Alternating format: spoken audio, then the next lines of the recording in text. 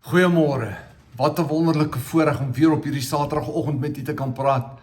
Ek praat vanmôre met jou vanuit 'n baie koue vereniging.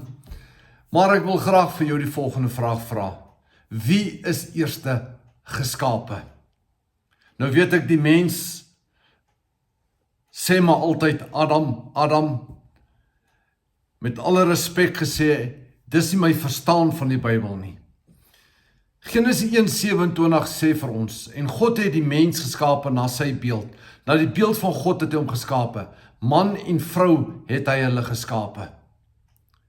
Ek wil hê ons moet onderskei tussen die orde wat daar is, wat inderdaad daar is, maar dan ook moet ons dan onderskei van die vraag wat ek gevra het, wie is eerste geskape? Die mens is eerste geskape. God het die mens geskape na sy beeld. Dit is 'n wyeer betekenis. Dit sluit in 'n man en 'n vrou. Die mens is eerste geskape. Met ander woorde, man en vrou is eerste geskape. Dit is die laat geen Johannes 4:24 vir ons sê. God is gees en die wat hom aanbid, moet hom in gees en waarheid aanbid.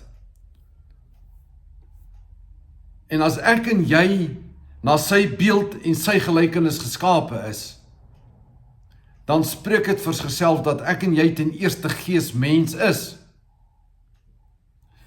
So Sissa, man en vrou, die mens, is eerste gelyktydig in die gees geskape. So laat geen man ooit vir jou sê, vir jou as vrou, jy's minderwaardig nie. Die mens is gelyk geskape.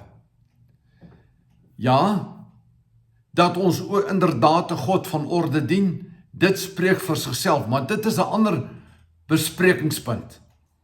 Die vraag wat ek vra is, wie is eerste geskape? En ons het nou reeds daarmee gedeel. Man en vrou is gelyk geskape. Dis die laat Handelinge 10:34 vir ons sê.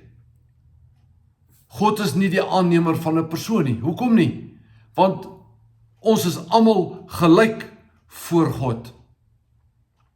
Daar's nie een wat belangriker is of ongeag sy rykdom of haar rykdom of haar status of sy status in die samelewing nie. Alles behalwe.